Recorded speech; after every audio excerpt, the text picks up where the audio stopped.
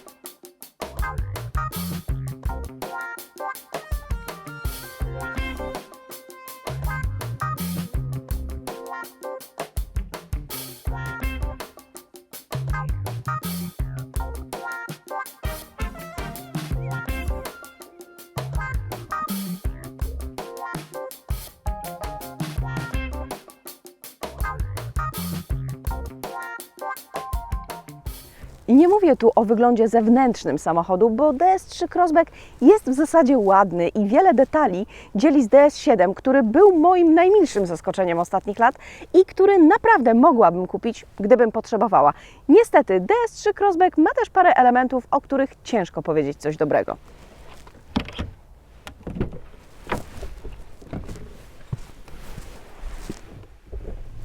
Wsiadamy. Drzwi zakrywają progi, to duży plus, ale już fotel kierowcy, mimo że jest sterowany elektrycznie i nawet ma coś w rodzaju masażu, nie ma pamięci ustawień. Czyli za każdym razem po tym, jak jedna z 2 osób prowadzących samochód wsiądzie do niego, trzeba ustawiać wszystko od nowa.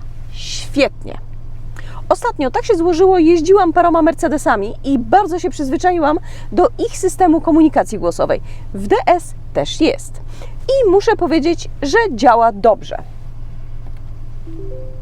Aby rozpocząć, wydaj polecenie po sygnale. Nawiguj do adresu Plac Solny 1, Wrocław.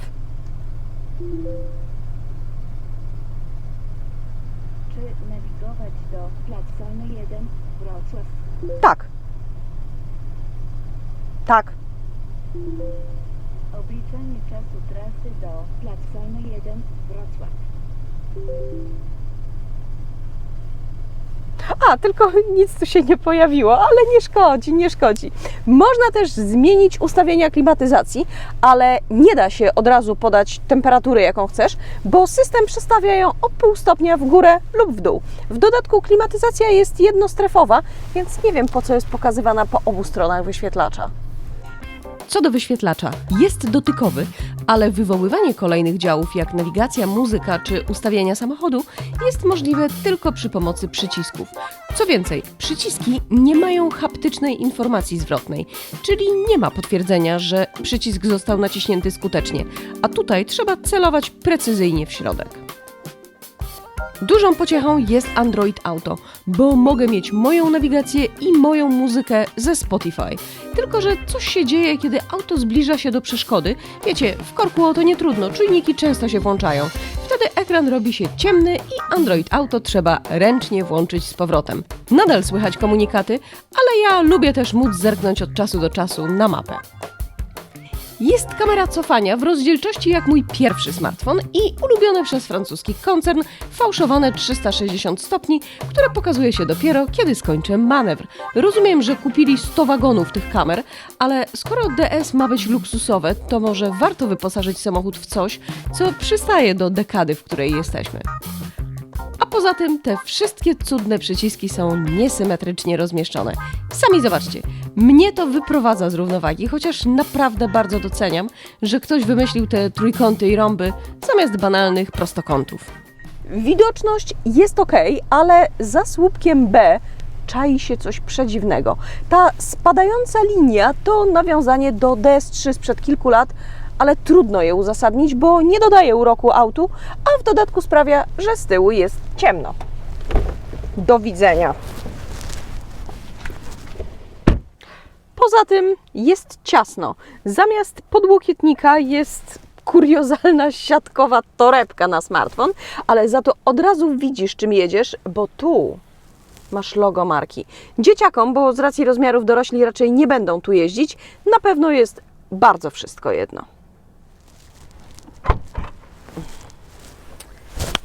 Bagażnik nominalnie ma 350 litrów, ale z przemnożenia wymiarów wynika 292. Optymistycznie 300, jeśli założymy błędy w pomiarze. Gdzie się podziała reszta? Pod podłogą. No, o, przepraszam. Tylko że tu mieszka pan subwoofer. No nie wiem. Aha, co prawda bagażnik można otworzyć z kluczyka, ale jak widzieliście, nie ma elektrycznie sterowanej klapy i w wersji Opera z dodatkami dalej muszę się z tą klapą użerać. Dodajmy, że uchwyty do zamykania klapy są niewygodne i kiedyś kogoś będzie to kosztować manicure. Jakby tego było mało, przycisk do otwierania klapy, co też już pewnie zauważyliście, jest nisko. Czyli będzie brudny przez pół roku.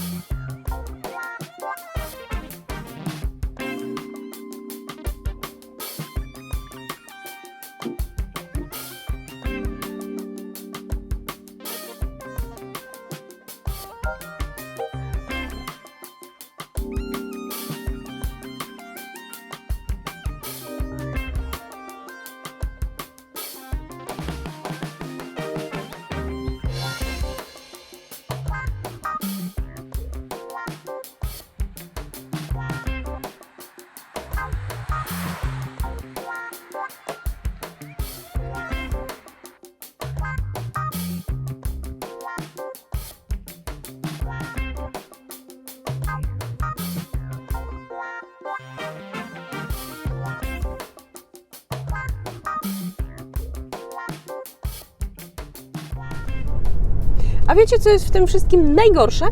Ja bardzo lubię Citroeny i poniekąd DS też do mnie przemawia jako marka. DS3 Crossback nieźle jeździ po mieście, nawet na autostradzie jest poprawny, nieźle wyciszony, dobrze radzi sobie na garbach, bo zawieszenie jest wystarczająco miękkie, mogę sterować głośnością muzyki z kierownicy. To o co mi chodzi? O to, że o ile DS7 mogłam komuś polecić jako genialnie wygodny, pakowny SUV, to tutaj, patrząc na konkurencję, nie mogłabym tego zrobić. Porównując DS3 Crossback z testowanym przeze mnie niedawno Lexusem UX, nagle zaczynam tęsknić za japońskim dziwnym jeździdełkiem. Nie mówiąc już o wcieleniu niemieckiego rozsądku, czyli o Volkswagenie T-Roc. Chociaż tak właściwie powinnam myśleć o niewielkim T-Crossie, który ma jakieś 100 litrów więcej bagażnika i super intuicyjny system inforozrywki.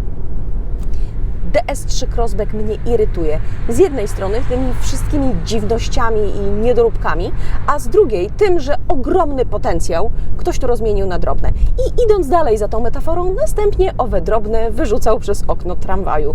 To mógł być bardzo dobry samochód. Wyszedł bardzo dziwny.